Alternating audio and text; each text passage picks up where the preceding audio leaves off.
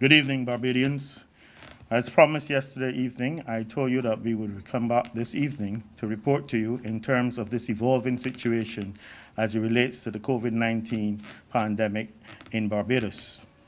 I'm here this evening, and with me is the Minister of Health and Wellness, Lieutenant Colonel Jeffrey Bostic, the Attorney General, the Honourable Dale Marshall, and the Chief Medical Officer, Dr. Kenneth George. As I said at the outset, yesterday when we reported, we spoke of a trend of increasing numbers of cases of COVID being related to a bus crawl that took place on Boxing Day. That trend has continued, and overnight, with continued testing, I can report that there have been an increase in the numbers of cases associated with this bus crawl, with at least 161 at this time related to prison inmates and indeed prison wardens and civilian staff of Dodds Prison. I should say at this time that over 1,000 samples have been taken from persons at the prison, that is prison inmates and prison staff, and of 161 positive cases out of that. In addition, there have been some other positive cases associated with this same bus crawl, but not for persons who were working at the prison, other persons who attended. What I can say at this point in time is that the Ministry of Health and Wellness's team are on the ground in terms of the contact tracing. Over 100 persons are involved in this process, and they're working every day of the entire weekend and certainly into the late hours of the evening. Thus far, the contact tracing has been quite successful in that a number of persons have been tested and have been interviewed, and certainly you can see in the result of the call for persons who might have been at this bus crawl or who had come in contact with persons who were on that crawl. A large number of persons turned out at Eunice Gibson Polyclinic earlier today, and of course we had to provide transportation for them to be transported to Best de Santos lab, where testing was also being facilitated. The Ministry of Health and Wellness team has been extremely active today in terms of making plans and looking at this evolving situation. We have course have to look in terms of what we have available in terms of the lab. I'm pleased to report that we have certainly 50 to 60,000 swabs available. We have over 100,000 rapid test PCR test kits available, and we have some on order. And I know that the Minister will speak to this in greater detail. The lab has additional staff, and there's certainly no backlog at this stage, but they're certainly involved in processing samples, as you would appreciate, even now, from swabs that were taken during the course of the night as it relates to the prison, and indeed as it relates to the actual contact tracing. We've also looked at our facilities at Harrison's Point in terms of the capacity, and I know that a number of you would recall that we said that it has a capacity of just over 200 there. In addition, we have provision for an additional 30 persons, and we have adequate beds. I should say at this point in time, because of the evolving nature of the process, we're obviously looking at other areas where persons can be accommodated. For example, the Blackman Gollop School, which was used in March this year. As it relates to the prison, a number of prisoners are positive. At the prison, there is presently a quarantine area which can accommodate 100 persons. And the plan is to use that for persons who are positive to be an isolation center at the prison, within the prison. I think most of you would be aware that the prison can accommodate over 1,100 persons, and there's adequate space in terms of that. In addition, there is a medical facility which we believe can be outfitted to be used in terms of seriously ill persons, in terms of an isolation for seriously ill persons. So we are looking at all of these areas as it relates to that. We are looking also, we have not taken our eye off the ball as it relates to the quarantining of visitors at the hotels, because we knew we had some issues with this, and I believe that this is something that we continually actively addressing. In addition, we have also been looking at our health facilities, and the QEH is making some initial provisions. I think many of you might be aware that in March, the QEH had put in place a COVID response plan. And that has That is now being implemented, not fully like it was then, but certainly they're making provisions in terms of separation and how patients are triaged at the accident and emergency department, and there are plans afoot in terms of shifting parts of the accident and emergency department, in terms of shifting certain outpatient clinics to allow for greater separation in terms of patients when they're being triaged. We also plan to make certain changes, and we've had discussion with the Evangelical Association and the Barbados Christian Council in terms of certain measures that will have to be taken, and the Attorney General will speak to those matters as we go through this program. At this point in time, I want to invite the Minister of Health and Wellness, Lieutenant Colonel Bostic, to speak to you in terms of the health details and more detail, and he will be accompanied by the Chief Medical Officer. Thank you.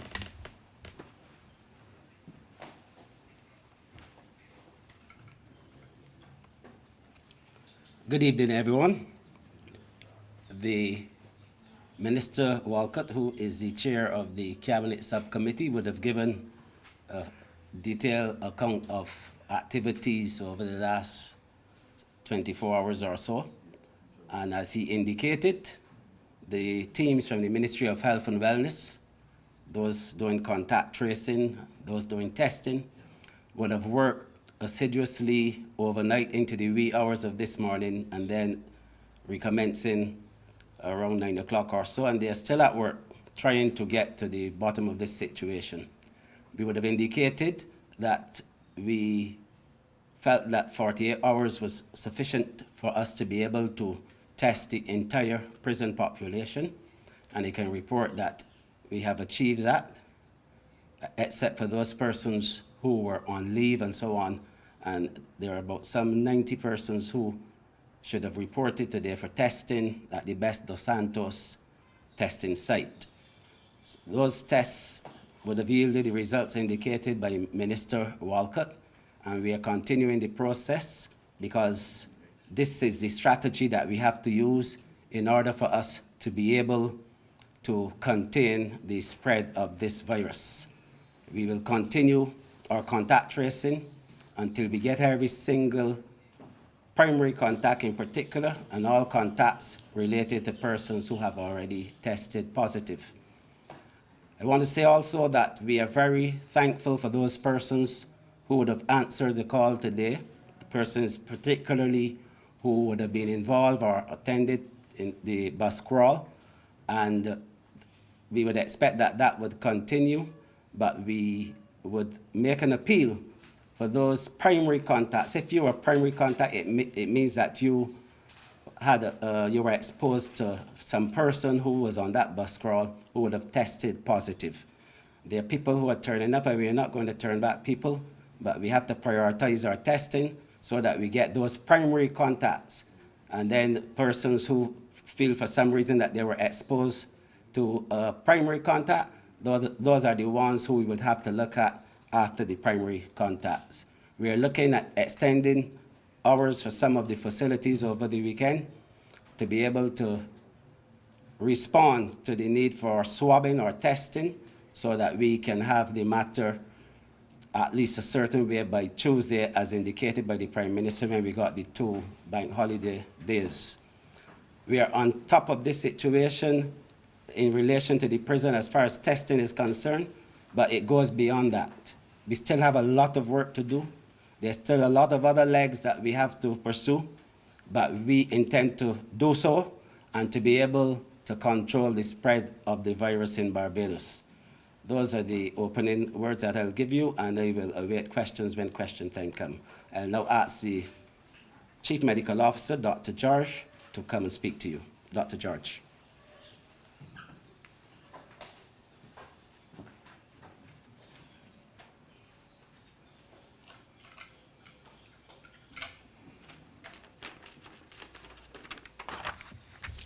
Good afternoon, everyone. So as to augment our testing capacity, the Ministry of Health will be opening our polyclinics tomorrow and the 2 bank holidays on Monday and Tuesday from 8:30 to 4:30 p.m. to augment our ability to test. These clinics include Winston Scott, Edgar Cochrane, Morris Bayer, Randall Phillips, and the Glebe Polyclinic.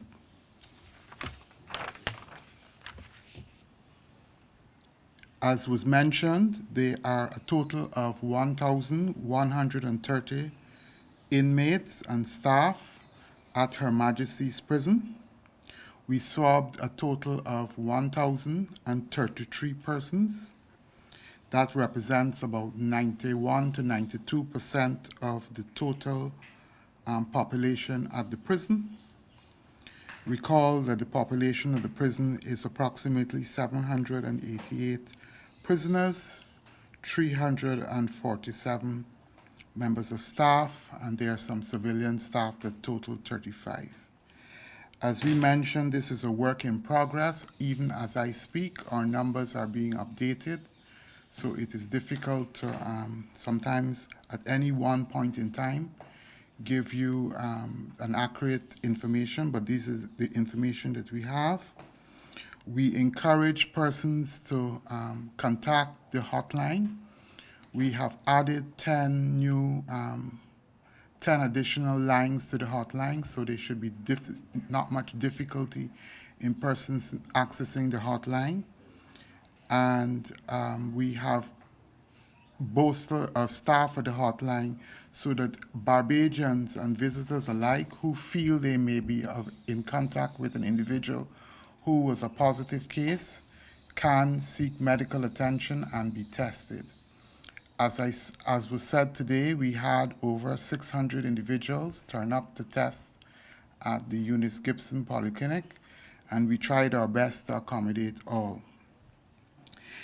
I take this opportunity to remember and remind persons that it is very important that during the pandemic you follow the health officials' judgment. We are all here to assist in the process. Wearing of masks, washing of hands, and social distancing is absolutely critical at this time. We intend to test all prisoners and staff at Her Majesty's Lodge in 5 days. I'll be willing to take further questions when questions come up. Thank you so much.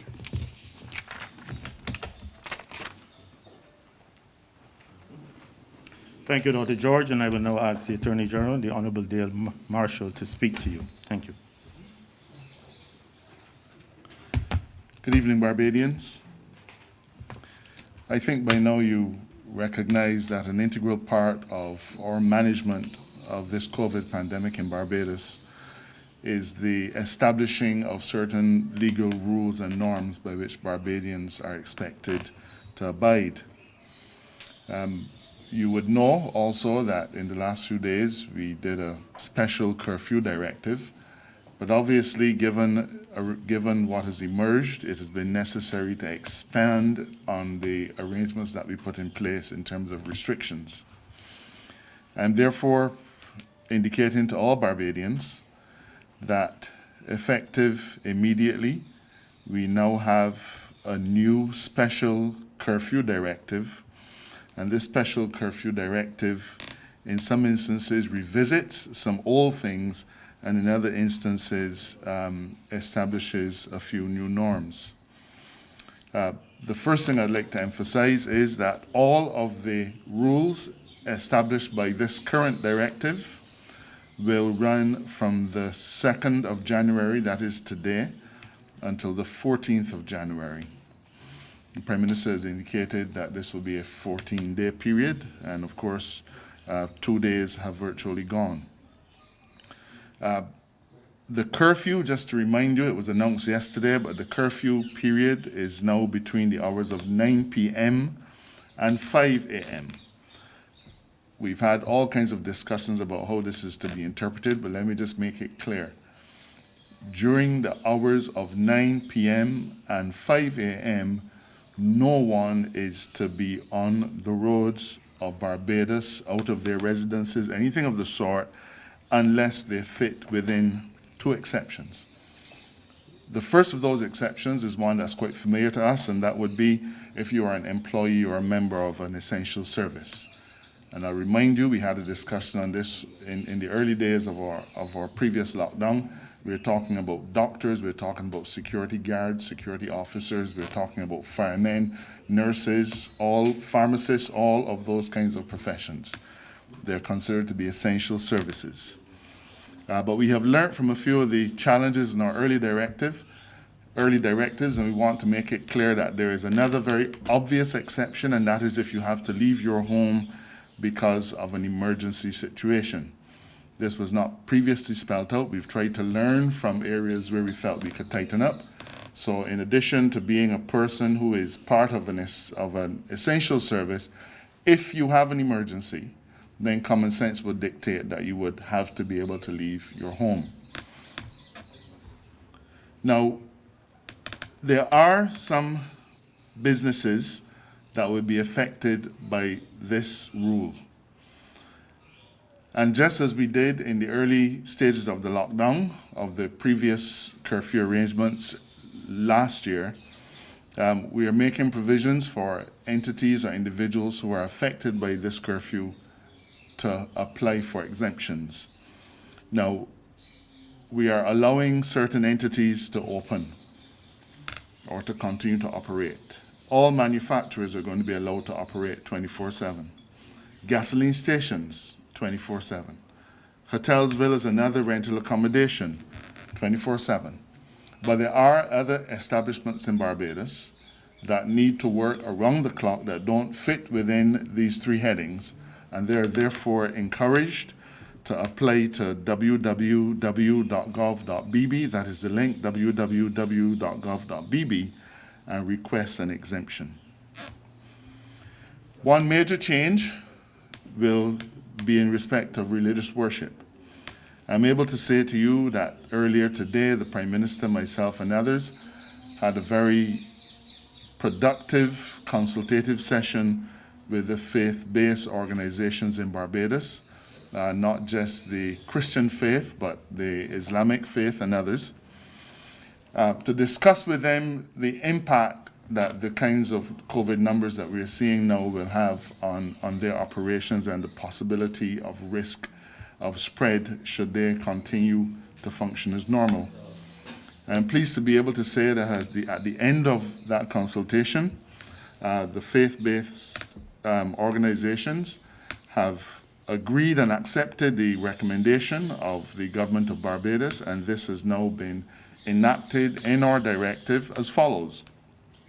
Firstly, that places of religious worship shall only open for the conduct of funeral services, which shall be attended by no more than 10 mourners, one officiant, the funeral director, and any other necessary staff. This should harken back to you in terms of what we had in the early days of our lockdown last year. Secondly, and I think you would anticipate, weddings are also going to be affected, and therefore we go back to those early arrangements. Weddings shall therefore, during this 2-week period, only be attended by the bride and bridegroom, 2 witnesses, and the marriage officer. And finally, in relation to the day-to-day conduct of religious services, the churches have agreed, all of the religious institutions have agreed that they will cease face-to-face functioning, and therefore we are providing in this directive for the streaming and conduct of religious services at which only 3 persons, including the officiant, shall be present. So just to recap, funerals will be permitted during this 2-week period, but they will be attended by no more than 10 mourners, 1 officiant, and the funeral director, as well as any necessary staff.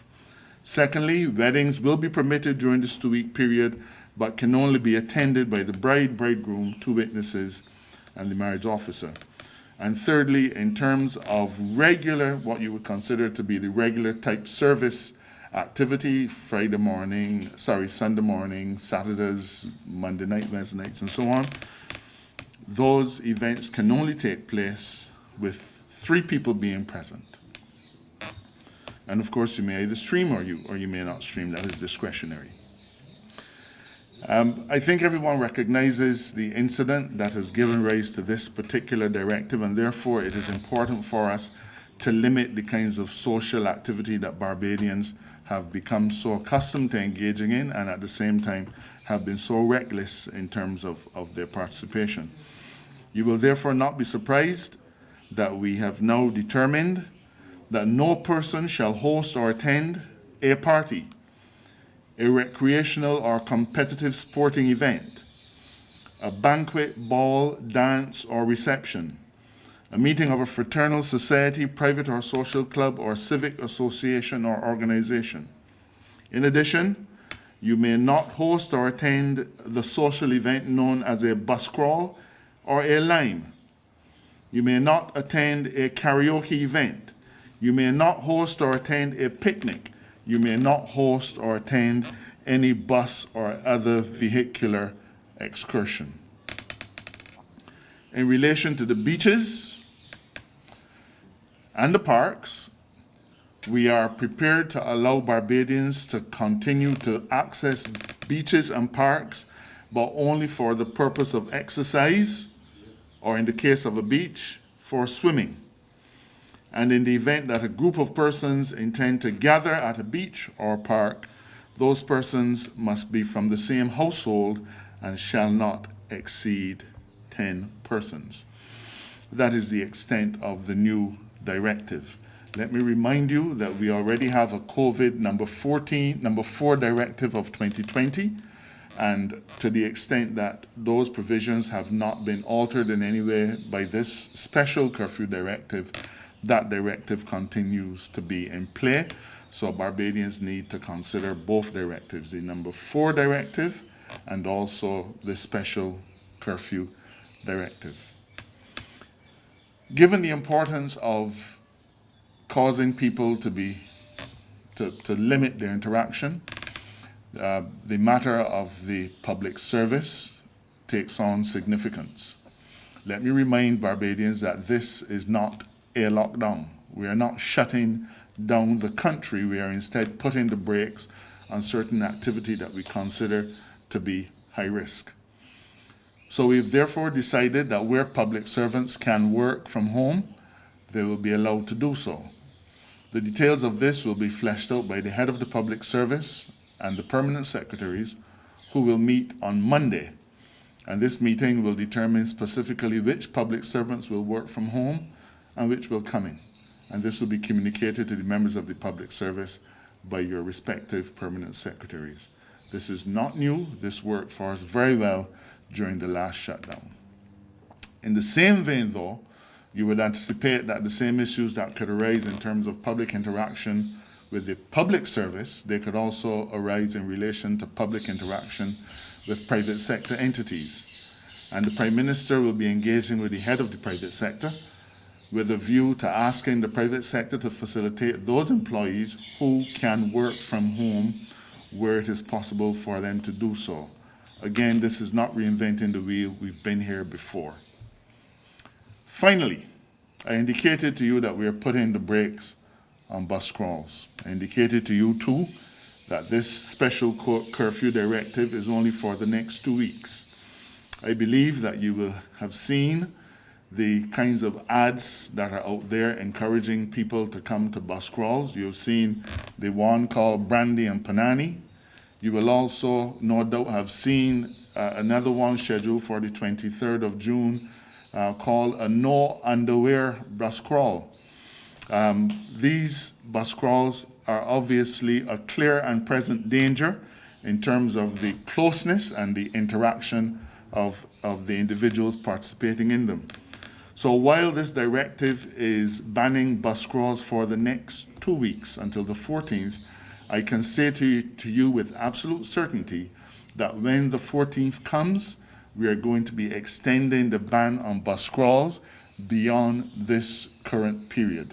We're in this dreadful position simply because of the intrinsic nature of this kind of event, and we simply can't afford to permit them to continue at this time. I'm available, as my other colleagues are, for questioning.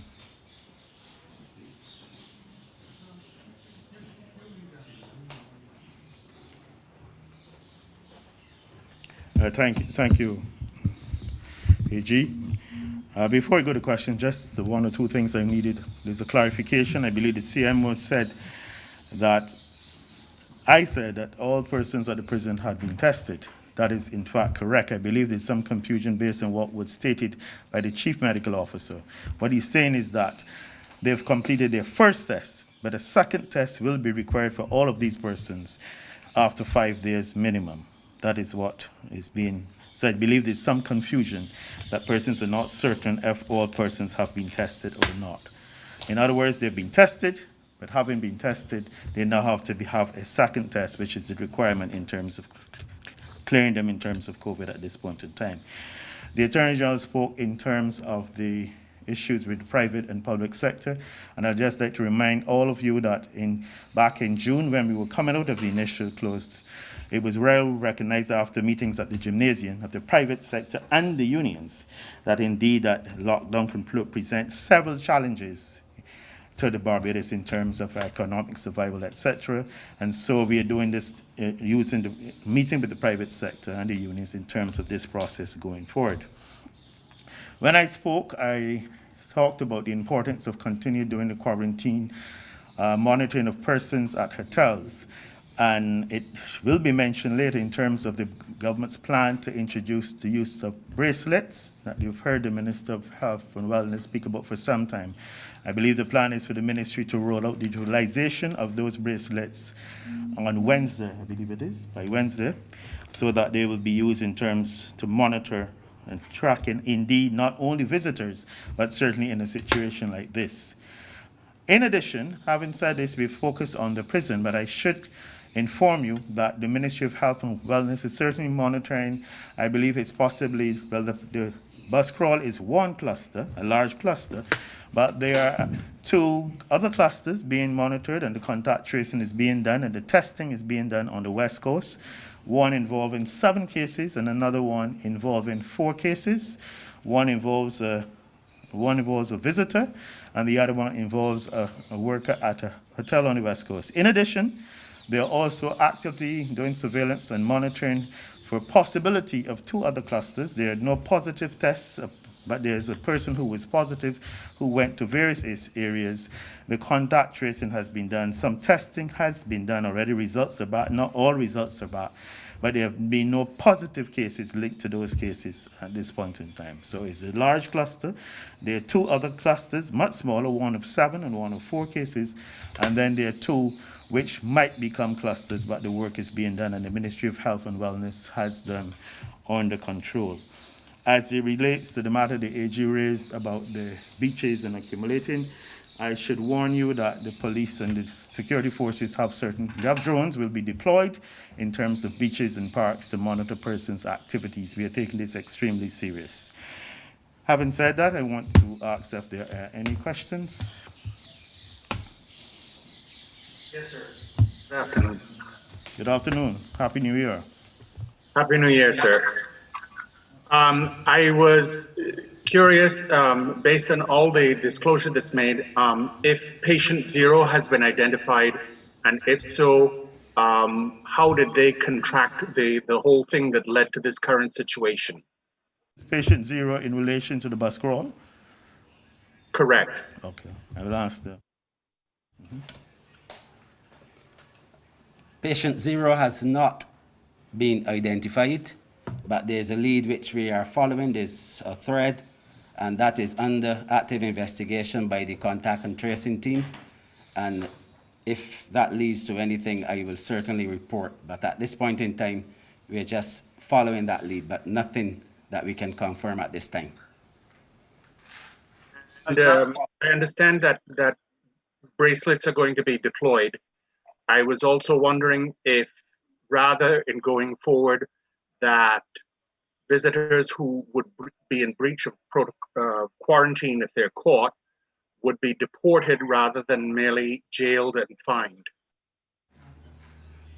Well, that one is a legal matter, and maybe I don't know if the Attorney General can shed any light on that, but to my knowledge, at the moment, we are operating with the current law. Jailed and fined. And that one is, Of the last question, let me make it clear. Barbadians are very opinionated on what kind of justice should be meted out to individuals. I also have my opinions. But at the end of the day, our doctrine of separation of powers prohibits us as the executive from stipulating what kind of penalty a judge or a magistrate should or should not impose. It is a fundamental tenet that the person who is hearing the case will determine the appropriate punishment in the circumstances, and this administration will be loath to say to any magistrate what fine or what other penalty he should impose. And I think that is really the highest standard of the dispensation of justice, and that is what we'll continue to obtain in Barbados. Yes, good afternoon. Manzi from Nation News. Two questions for me. Firstly, you mentioned that there were 161 cases confirmed at the prisons. But you also mentioned there were other cases outside of that. Excuse me, can you hold a minute? Can you hold a question a minute? I just want to make 2 points. First of all, in relation to the bracelet, perhaps the minister might want to say a bit more about the bracelets we plan to introduce on Wednesday, so that you all don't get the impression that we're just picking up the simple bracelets that we've been using at this point in time. And secondly, in relation to the question about deporting persons who are positive, I think in terms of health care and in terms of good health practices and WHO guidelines, and certainly you can't deport someone who you know to be positive at that point in time. Just some clarification. Perhaps the minister wants to speak a bit more about the bracelets. the bracelets referred to by Minister Walcott, they're not the bracelets that people are reporting that persons in quarantine are just disposing of, cutting off, etc. Those wristbands, those are wristbands that are, those are placed on persons by hotels. The bracelets that we are speaking about are tracking bracelets. They have a mechanism, they're tamper-proof, and they're also water-resistant. And as soon as anyone tries to do anything, an alarm goes off, and the command and control will receive those alerts, and we would then be able to respond. If a person goes out of the area that they're supposed to be in quarantine, again, the alarm goes off, and we will be able to respond and respond promptly. So this will give a level of comfort to us, especially based on the experiences that we've been having within the last few weeks. And so we expect to be able to roll out that program come Wednesday. Thank you, Minister. Mr. Mulville. Colin Mulville, I believe. Colin. My question, as I would have mentioned, you would have mentioned that there were 161 persons at the prisons who would have tested positive, but there were other persons who are being tested and have yielded positive results. Could you give me the overall number of persons that have been positive so far? Also, in your investigations into the cases, does that include the discovering if the variant from the UK, the more infectious strain, is present here in Barbados?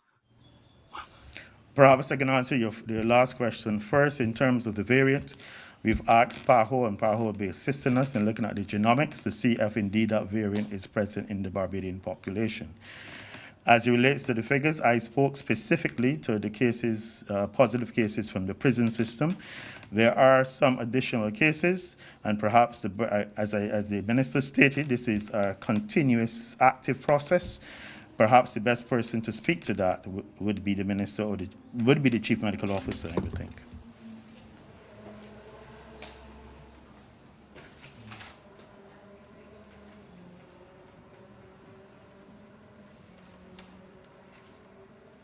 So from the information I have, yesterday we had 16 non-Her Majesty's prisons positive cases, and today we had 17 non-Her Majesty's prison positive cases.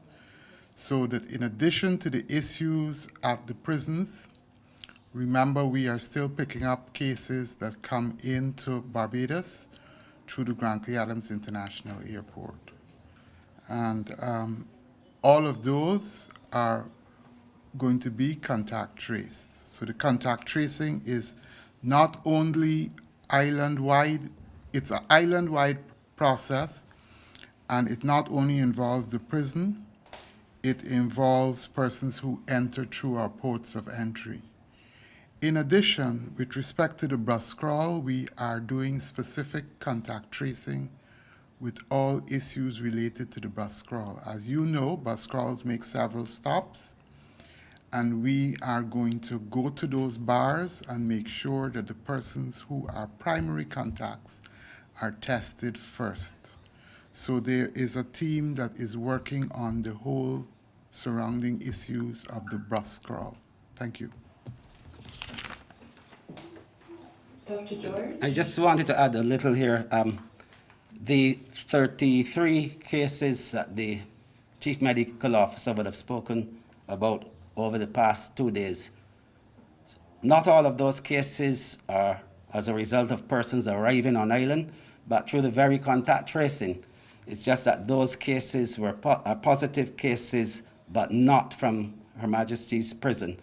But remember, there are other persons who have been involved in the contact tracing, and some of those also have tested positive. So I just wanted to make that clarification. Minister Bostic, you mentioned that the first case Patient zero has not yet been identified. So does this mean that we have community spread in Barbados? And if not, what's the difference between local transmission and community spread? No, it does not mean that we have community spread. As I said, there's a particular lead that we are following. It is under active investigation.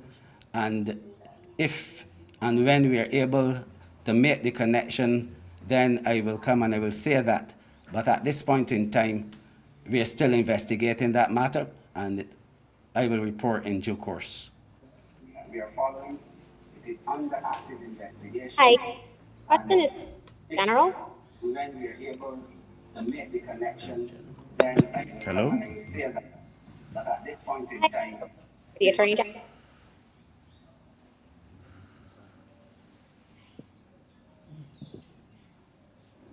Is there a question? Yes, please. The question with regards to the court system.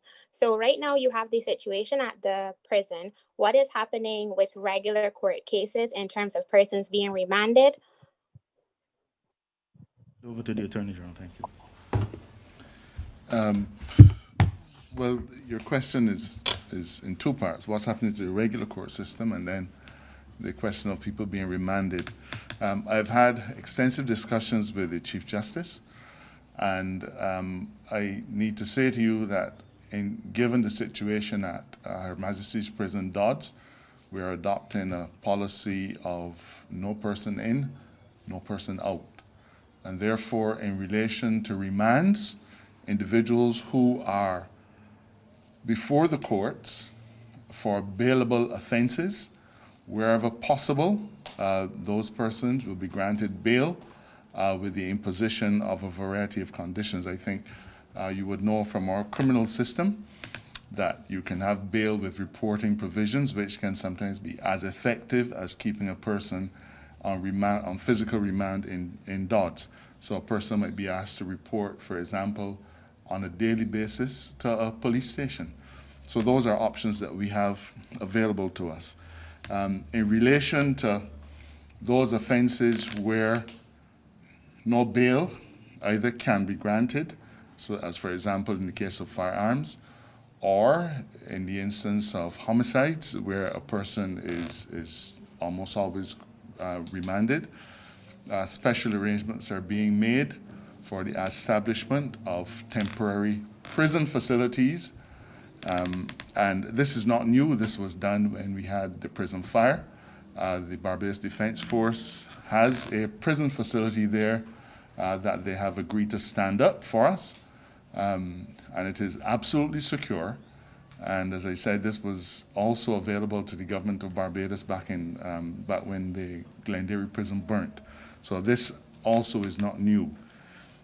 In relation to court cases involving individuals who are currently on remand, those I expect will be deferred for some time.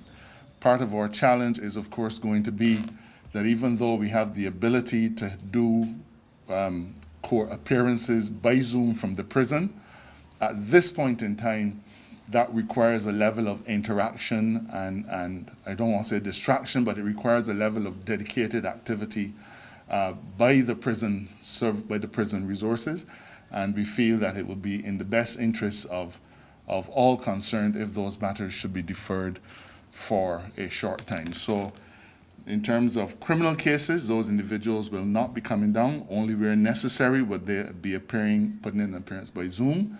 And in relation to remand, proper arrangements are being made for the remanding of individuals who have to be remanded, and individuals who can be bailed, who can get bail, they will be given bail subject to fairly stringent conditions. Good evening, Attorney General. Hear me? Hi. What's the position with the 3 prison officers the health authorities were trying to locate? Earlier today, we heard consultant for the Barbados Prison Officers Association, Caso Franklin, said that authorities at all times knew the locations of the men and that they had already been tested. What can you tell us? Let me say that the prison is considered to be a disciplined force in Barbados. And there are certain protocols, there are certain rules and regulations which govern the conduct of prison officers. A prison officer is not a clerical officer in the public service. Certain specific instructions were given. Based on my complete understanding, those instructions were not followed by the prison officers. They were required to report to the prison facility for testing. They were so informed that was not done, and then they could not be located. The individuals were all located by the Royal Barbados Police Force efforts last night, and they would have been sent to the facility that was established for that purpose. Going back to my question regarding the variant, the testing for the variant. Could you tell me when the international... Mr. Mounsey, your question then is for whom? For any of the medical personnel, Dr. Walcott, or the chief medical officer. You said that you have enlisted the help of international agencies, PAHO, I think you said? I said PAHO. We've reached out to PAHO to provide assistance to do the specific genomic testing to see if the variant is presently in Barbados. We can't tell you otherwise. So you don't have idea the time frame. Okay. And the second question is regarding the bus crawl. Permissions would have to be granted by whom in that respect? Would the COVID-19 monitoring unit would they have signed off? Can you repeat your question for me? And do you mind turning on your video that I can see you and respond to you clearly and concisely? Can you see me now, sir? Yes, as I was asking, with regards to permission for the bus crawl, the COVID-19 monitoring unit, would they have been asked to grant permission for that event? And did they do so? I'm wanting the minister to speak to that. I'm not in a position to say if they had asked permission. I don't think they did, to the best of my knowledge, but perhaps the minister can speak to that. The bus crawl was unknown to us, and I'm sure that you can appreciate that whether or not they had requested permission, we have to deal with what we are dealing with right now and then deal with those matters afterwards, because the most pressing thing is to contain this situation.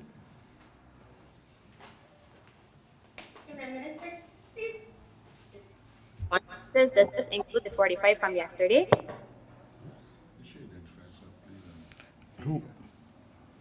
Who is it and what's the question? Can the person identify themselves? Harry Gooding, News. Could you repeat your question?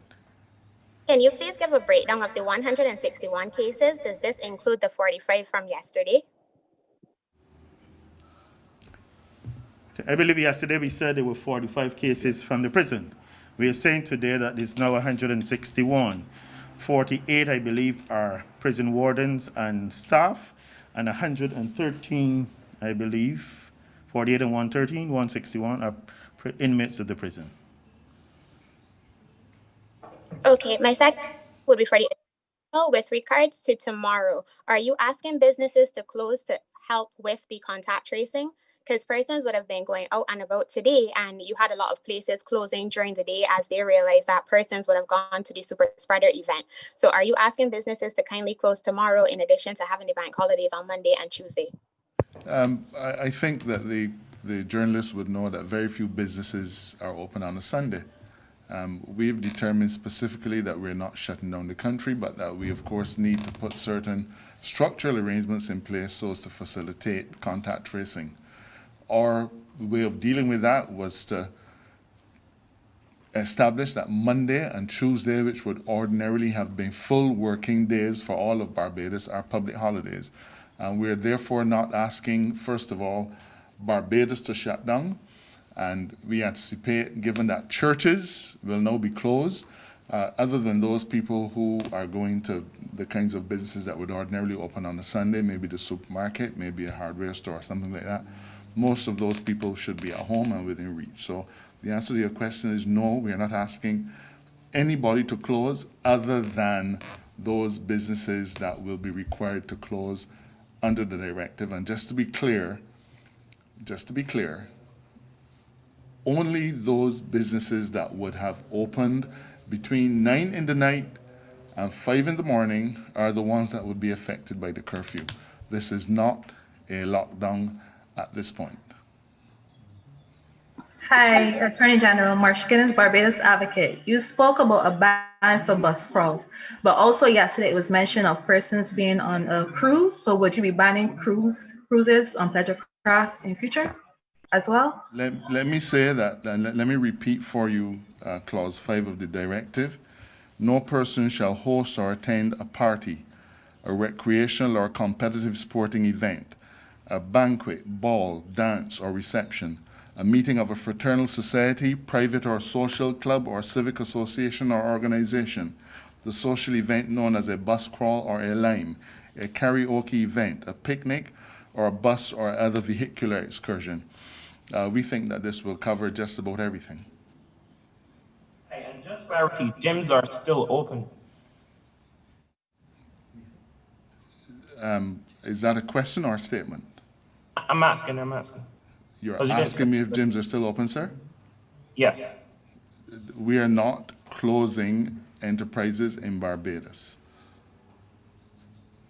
The Prime Minister indicated, however, that should we not see some responses from Barbados demonstrating responsibility within the next 72 hours, we are more than prepared to come back and tighten up even further.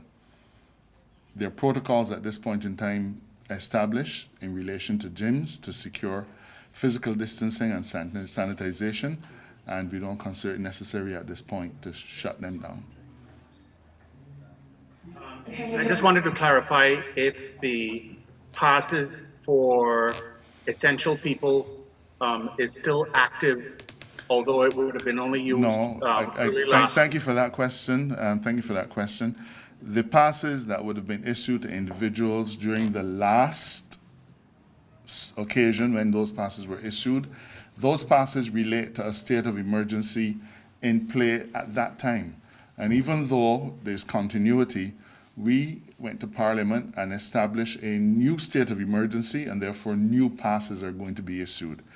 In any event, you would recognize that when we had the total lockdown, a large volume of persons required passes in order to be able to function. That was when we had a 24-hour curfew. This curfew is only operating between 9 at night and 5 in the morning. So only those individuals who have to be on the road during that period would require passes, and therefore it is prudent for us to issue new passes under this current legislative regime and not reactivate or not continue all of the passes that were issued last year. Hi, good evening, General. Ms. Ron Robinson from Capital Media. There have been growing concerns regarding access to designated private transport for those traveling to and from testing centers. Will there be any concentrated efforts to have private transport to those going for testing? Let me defer to one of my colleagues with the specifics of that question.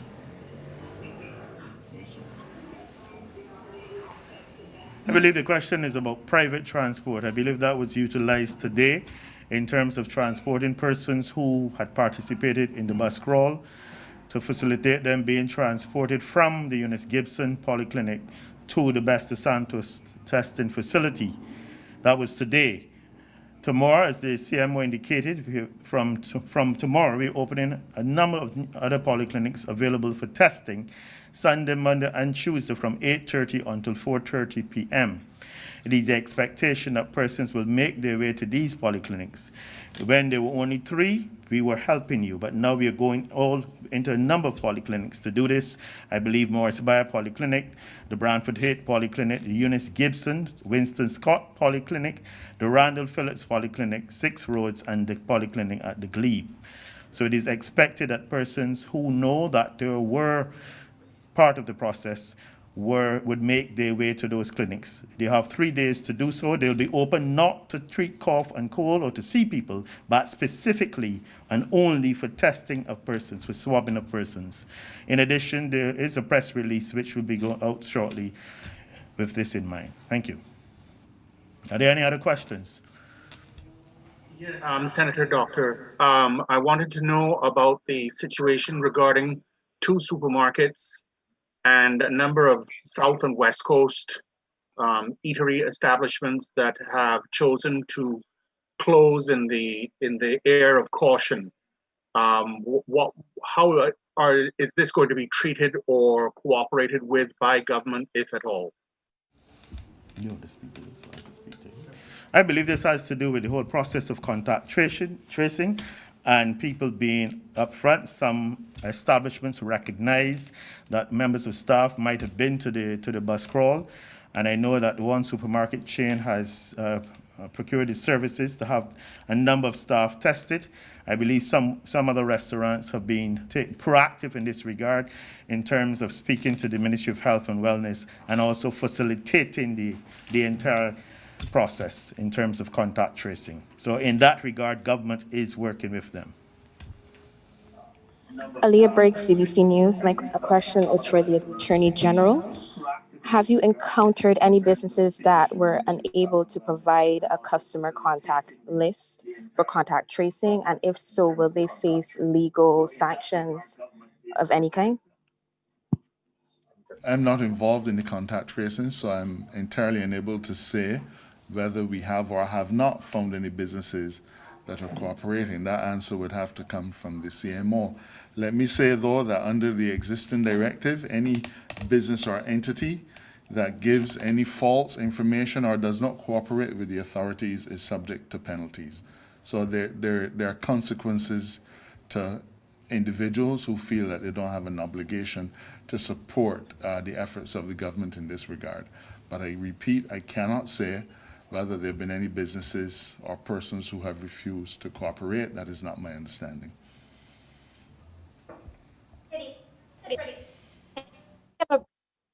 Non-prison cases in terms of the 33 I'm cases. afraid the first part of your question was completely lost. Sorry, my question is for the CMO. Can he give a breakdown of the non-prison related 33 cases and also speak on the new clusters?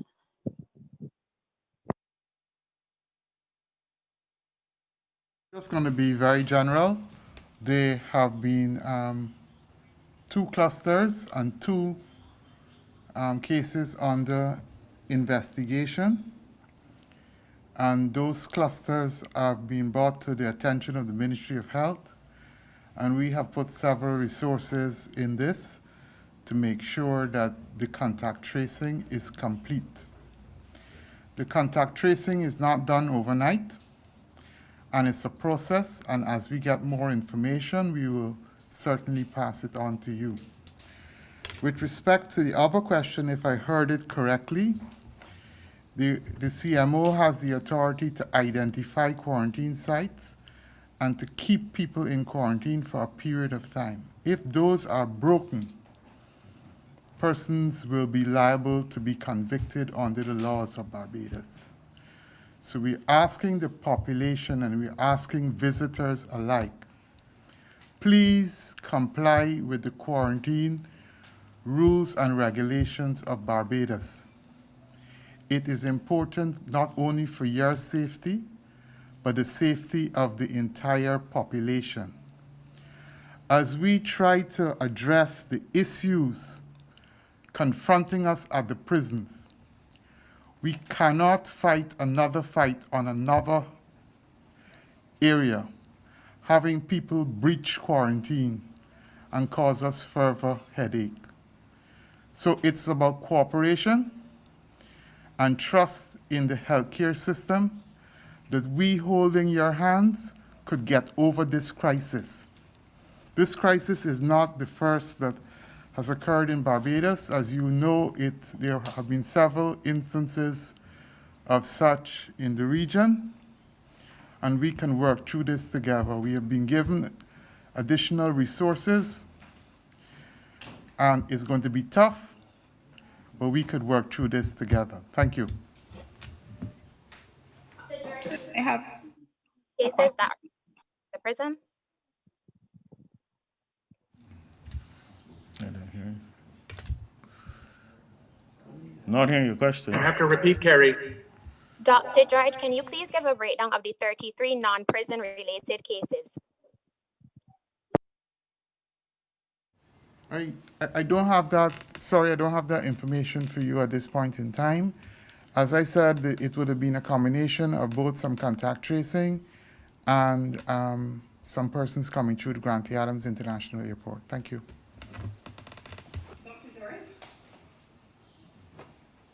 regarding these new tracking bracelets, are the tourists, are they supposed to stay within their rooms for quarantine, or are they allowed to traverse the hotels, etc.? There was a case of tourists removing the bracelets and walking by the poolside, etc. at one of the hotels.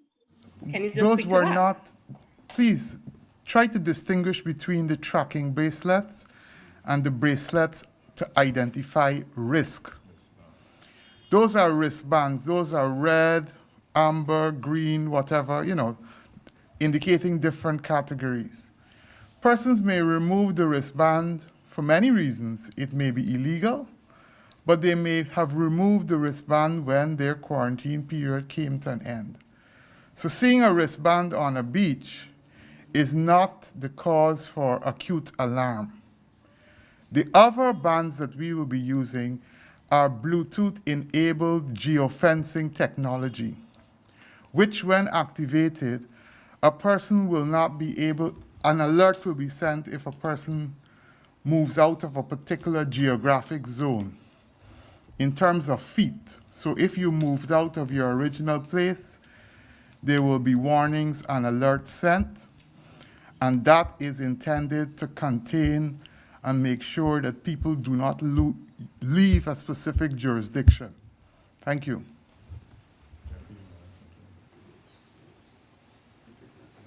In addition, I believe that if you attempt to remove the bracelet, it will trigger, they will know that you've turned to take it off.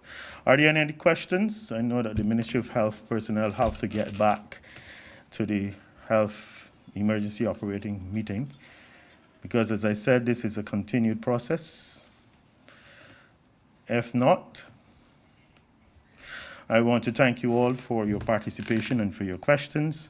As we said last week, we remain open in terms of this COVID pandemic, and certainly since the 31st of this month with this evolving situation primarily at the prisons.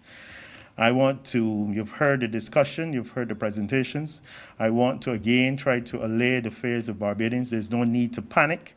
We need to be calm. We need to be calm and careful and safe and be, as I said a week ago, to be or look after our welfare, our life, and our livelihood, and that of our brothers. And indeed, I want to commend Barbadians for coming out in their numbers. to be tested, and we're speaking about persons who might have been related or interacted with someone who attended this bus crawl. As you have heard, that we've not only focused on the bus crawl, but we are still working on these clusters, 2 definite clusters, and 2 that we are doing the contact tracing for that are not yet be declared of clusters. Our health workers are working extremely hard. The lab people are working all through the night, and so they're working in this process. I should say that in terms of the hotel situation, I've heard from the Minister of Tourism that there was a meeting, the BHTA and hoteliers again, in terms of trying to more rigidly enforce the quarantine recommendations within hotels and restricting the areas in which those who are quarantined and those who are not should abide. You've heard from the Attorney General, and I think it is understood, that the whole process of the public holidays is merely to assist us in our contact tracing, so that as we tend to contain this disease and certainly try to contain it by trying to do the contact tracing and quarantining persons and isolating those who need to be isolated, but also trying to reduce transmission of the disease. And though it is a fluid process, it is a very intense process. It can be a difficult process, but it has to be done, and we need your cooperation. And indeed, the whole process of giving you Monday and Tuesday is for you to relax and not to go all over the place, but be in a position where if we need to reach you, for you to assist in the contact tracing, that we can easily find you. We have not closed gyms. The Attorney General has said that you're allowed to go on the beaches, but no picnics. We want you to exercise. We want you to be safe. We want you to look after yourselves.